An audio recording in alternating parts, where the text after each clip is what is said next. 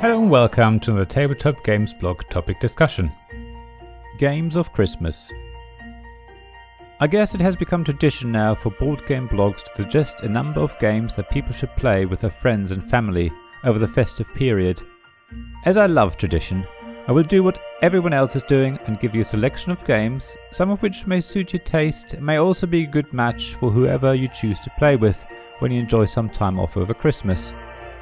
I know, maybe it's a bit too early for you to think about Christmas, but it's really only a few weeks away, and if you're planning on buying any of the games I suggest in my list below, then you will need time to find them and have it delivered. My list of games tries to cover a wide range of complexities, player counts and game length, in an attempt to have at least one option for everyone. I have selected these games from the ones I've played myself, so I have first-hand experience with them, and there are some among them that I will definitely be playing over the holidays.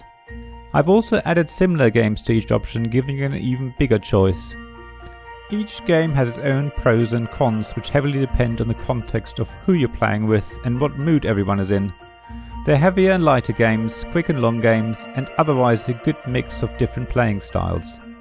However, whatever game you choose to play, be it from the list below or not, I do hope you have fun and enjoy some quality time with the people who matter in your life. Or if you happen to be away from home, I hope you enjoy some solo gaming. After all, that's what playing games is all about, and especially so at this time of the year, which is otherwise dark and gloomy. Let games bring some light into your life and a smile to everyone's faces. Also, all of the games below could be great Christmas presents for someone. You will obviously have to decide if the game is right for the person you're thinking of giving it to, but there's a wide range of choices in a wide range of prices. The Mind by Cold Spring Games. 2 to 4 players, it's a cooperative card game and there's no talking. I put a link to my review in the description.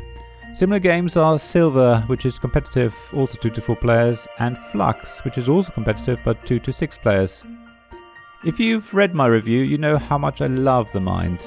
Here's a very simple cooperative game, or so it seems. All you have to do is work together and play all the cards everyone has in their hand, and which come from a deck of cards numbered 1 to 100 in ascending numerical order. Simple enough, and it sounds very boring. The problem is there's no turn order and nobody's allowed to talk. So everyone has to decide when it is their turn to play their next card. However, nobody is sure if their card is the next highest card or if someone else has a lower card, which would have to be played first. Everyone just looks at each other and waits until someone just gives in and plays their card. The moments when everyone plays in the correct order a number of cards, all of which are very close together, are just amazing and create a lot of laughter and relief, after what feels like hours of tense waiting for someone to take their turn. Vivaldi by XV Games. It's 5 players only, a trick-taking game in teams with a hidden partner. Again, a link in description to my review. Similar games are Skull King, which is 2 to 6 players, Skat, which is 3 players only, and Doppelkopf, which is 4 players only. Here is a classic trick-taking game that has been updated for the era of modern tabletop games. The game is all about one lead player and one hidden partner. Nobody knows who that partner is except for the partner themselves. That means the lead player basically plays the game by themselves, at least to start with, while the other 4 players try to gauge who is the opponent in their midst. Even the lead player can't be sure who their partner is, so they don't want to give points away until they're certain. The hidden partner doesn't want to reveal themselves too soon though, giving them the challenge to help the lead player surreptitiously without letting the other players guess what they're doing. There's a wonderful element of social deduction with bluffing and feinting and a lot of table talk. I can highly recommend it. It provided a lot of fun and laughter when I played it.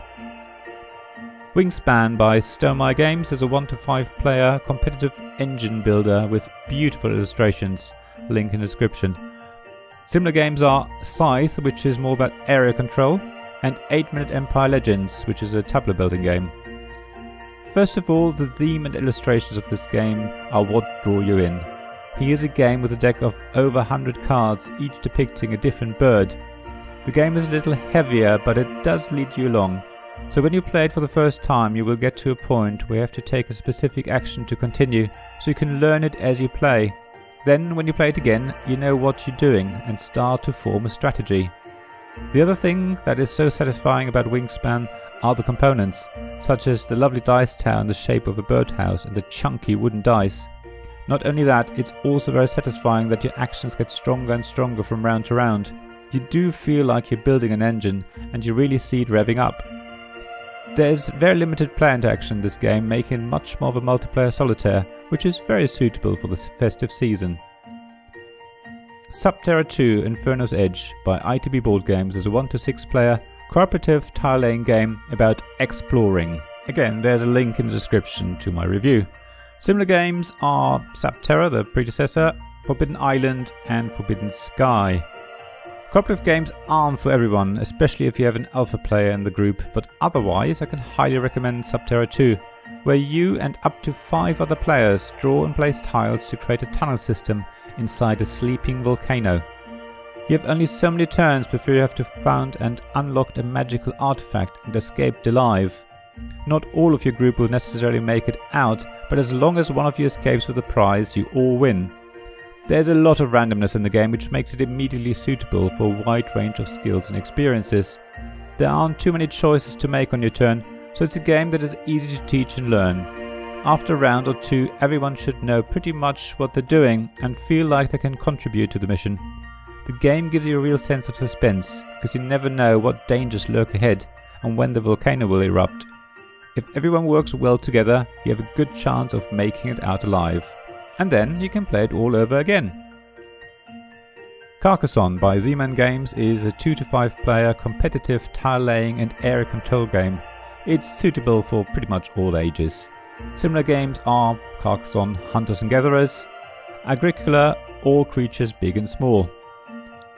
Carcassonne has been around for a very long time, both on the market as well as in my game collection. It is a favourite of mine to take to family gatherings. It's a game that is suitable for a wide range of age groups. I played with my parents and my brother-in-law happily plays with his young children. You can easily adapt it to suit pretty much anyone's playing style. There's no need to play this game competitively, even though I know a lot of people do, and if you approach it in a relaxed fashion, you will have a lot of fun drawing and placing tiles to make a lovely map of roads, towns and farmland. There are a lot of expansions for this game. If you do want more variety, but even the base game alone is going to give you many hours of fun. Thank you very much for listening to this Tabletop Games blog topic discussion. There is a written version of it on the blog. Please see the link in the description below. There you'll also find links to my Ko-fi and Patreon pages if you want to support me financially.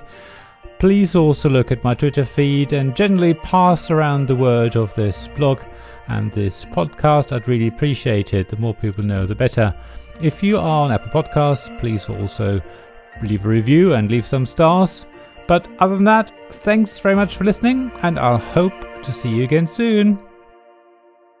This podcast was made possible by my Patreon supporters: David Miller of Subquad Publishing, James Naylor of Naylor Games, Paul Grogan of Gaming Rules, Robin Kay of Ruined Sky Games, Sarah Reed of Undine Studios, Tim Vernick, and Richard Simpson of We're Not Wizards.